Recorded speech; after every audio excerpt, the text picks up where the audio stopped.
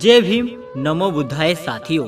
दोस्तों, आज हम आप लोगों के लिए एक सच्ची घटना और कहानी लेकर के आए हैं। अगर ये घटना किसी के जीवन में घट जाए ना, तो वह व्यक्ति आंसुओं से रो रो कर दुखी हो जाएगा। जी हाँ दोस्तों, हमारे बाबा साहब, हमारे मसीहा ने इतने दुख भरे जीवन को व्यतीत किया है, उसको जिया है। हम सच्ची घटना आपके बीच लेकर के आए हैं, जिसको जानकर आप सोचने पर मजबूर हो जाओगे कि हमारे बाबा साहब ने कितने दुख भरे दिन काटे हैं। किसके लिए? इस देश में रहने वाले तमाम शोषित, पीड़ित, गरीबों, दलितों, चमारों के लिए। दोस्तों, इस वीडियो को बड़े ध्यान से देखिएगा। दोस्तों, यह कहानी उस समय की है, 26 नवंबर 49 की वो शाम, जब बाबा साहब अम्बेडकर बड़े आराम से अपने सोफे पे बैठे हुए थे। 26 नवंबर 1949 को बाबा साहब ने इस देश का संविधान पूर्ण रूप से बनाकर तैयार कर लिया था और वो बड़े आराम से अपने सोफे पे बैठे हुए थे। लेकिन दोस्तों, बाबा साहब अम्बेडकर एक पल में हंस रहे थे और एक पल में रो भी रहे थे साथियों। और उसी दौरान उनके साथ शंकर राणा शास्त्री जी बैठे हुए थे। शंकर राणा शास्त्री ने बाबा साहब की हालत देखकर वो यह सोचने पर मजबूर हो गए कि ऐसा क्या हुआ कि बाबा साहब अम्बेडकर एक पल में हंस रहे हैं और एक पल में रो भी रहे हैं साथियों।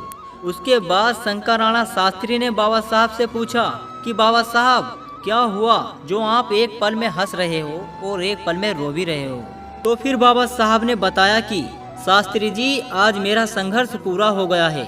शास्त्री जी, जिसके लिए मैंने संघर्ष किया, आज वो मेरा सपना पूरा हो गया। लेकिन इस संघर्ष को, सपने को पूरा करते करते मैंने जो तमाम कठिनाइयाँ, जो मुश्किलें, जो दुख महसूस किए हैं, मैं उन दुखों को याद करके रो रहा था। एक समय वो था शास्त्री जी, मेरा छोटा बेटा राजरतन, जिसने हल्का हल्का बोलना सीखा था, जिसकी आवाज़ घर में गुंजारने लगी थी। एक समय ऐसा आया शास्त्री जी, उसको बुखार आ गया और मैं उस समय संघर्ष कर रहा था। राजरतन को लेकर के मेरे बहुत सारे सपने थे। मैं उसको इस देश का शासक बनाना चाहता था। जो मैंने संघर्ष किया, मेरे उस संघर्ष को, क्योंकि मेरी तो उम्र हो चुकी थी शास्त्री जी, लेकिन मैं अपने संघर्ष को राजरतन में देखता था। मैं अपने बेटे को कामयाब इंसान बनाना चाहता था। एक समय ऐसा आया शास्त्री जी कि राजरतन की बीमारी दिन पे दिन बढ़ती जा रही थी। उसकी तबीयत दिन पे दिन खराब होती चली गई। शास्त्री जी, मेरे पास पैसे थे, लेकिन मैं इतना आलसी और निकम्मा था कि मुझे अपनी औलाद पर लगाने के लिए पैसे नहीं थे।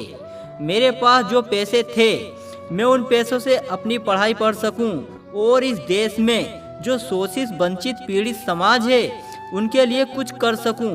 क्योंकि अगर मैं नहीं पढ़ा तो जो ये शोषित, वंचित समाज है, उनके लिए कुछ नहीं कर सकूंगा शास्त्री जी।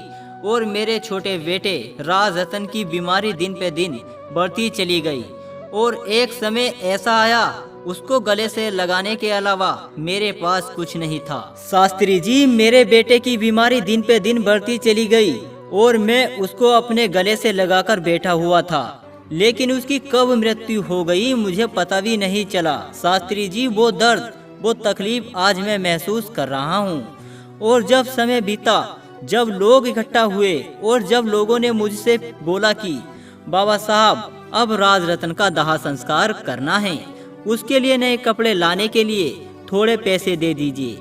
अब आप सोचिए शास्त्री जी, जिस बाप के पास बच्चे की दवा गोली के लिए पैसे नहीं थे, वो उसको नए कपड़े के लिए पैसे कहाँ से देगा? लोग इकट्ठा हुए, मैं बहुत रोया। शायद मैं अपने संघर्ष के बीच में इतना रोया होऊंगा। उस दिन मैं बहुत रोया शास्त्री जी, लेकिन मेरी पत्नी को यह बात पता थी और मेरी पत्नी, जिसने मेरे साथ बहुत संघर्ष किया, उसको यह बात पता थी मेरे पास पैसे नहीं हैं। शास्त्री जी, मेरी पत्नी रमा ने मेरे पास आकर अपनी साड़ी का पल्लू फाड़कर राजरतन को उड़ाया जब उसका दाह संस्कार किया गया। शास्त्री जी, मैं विदेश में पढ़ाई पढ़ रहा था और मेरी रमा ने लोगों के जूठे बर्तन मांजती थी। वो गोबर पाती थी। उसके पास अच्छे कपड़े नहीं थे पहनने को, घर में अच्छा खाना नहीं था खाने को, अच्छा बिस्तर नहीं था शास्त्री जी। लेकिन मैं विदेश में कोलंबिया यूनिवर्सिटी में पढ़ाई पढ़ रहा था और मेरी रमा, मेरी पत्नी भी मुझे छोड़कर चली गई। मैं उसको कुछ नहीं दे पाया जो मैं उसको देना चाहता था। राज रतन की लाश घर में पड़ी हुई थी और जब मैं उसको लांघकर जा रहा था तो मुझे लोगों ने रोका कि तेरा बेटा घर में मरा पड़ा हुआ है और तू कोट पैंट पहनकर कहाँ जा रहा है।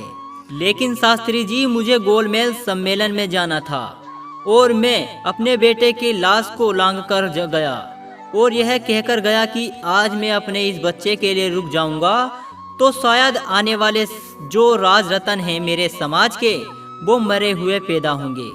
लेकिन आज मैं खुश हूँ शास्त्री जी कि मेरे राज रतन का संघर्ष बेकार नहीं गया, क्योंकि आज समाज के आने वाले समय में जितने भी बच्चे होंगे मेरे समाज के, वो आने वाले समय में खूब पढ़ लिख कर सूट बूट पहनकर घूमेंगे। मेरा कोई भी आने वाला राज रतन, जिसको संविधान की वजह से बहुत सारी चीज़ें नसीब होंगी और अच्छी नौकरी करेंगे, मेरा कोई भी राज रतन बिना गोली के नहीं मरेगा, बिना दवा के नहीं मरेगा। और कोई भी अभागा बाप ऐसा नहीं होगा हमारे समाज में जो अपने बच्चे को, अपनी बीवी को सारी सुविधाएं ना दे पाए, जो मैं अपने बीवी बच्चों को नहीं दे पाया, जीते जी तो कभी नहीं दे पाया। आप सोचिए, हम आप लोगों से कहना चाहेंगे कि बाबा साहब ने वो संघर्ष, जो तमाम दुख भरी कठिनाई झेली है अपने जीवन में, वो किसके लिए? आप खुदगर्ज एहसान फरामोश लोगों के लिए, जो आप लोग बाबा साहब के संघर्ष को भूल चुके हैं। क्या ऐसे लोगों के लिए बाबा साहब ने संघर्ष किया और दुख झेले थे? तो दोस्तों, आपको यह जानकारी अगर अच्छी लगी हो तो वीडियो को लाइक करें, शेयर करें एवं कमेंट में लिख दें जय भीम, जय भारत।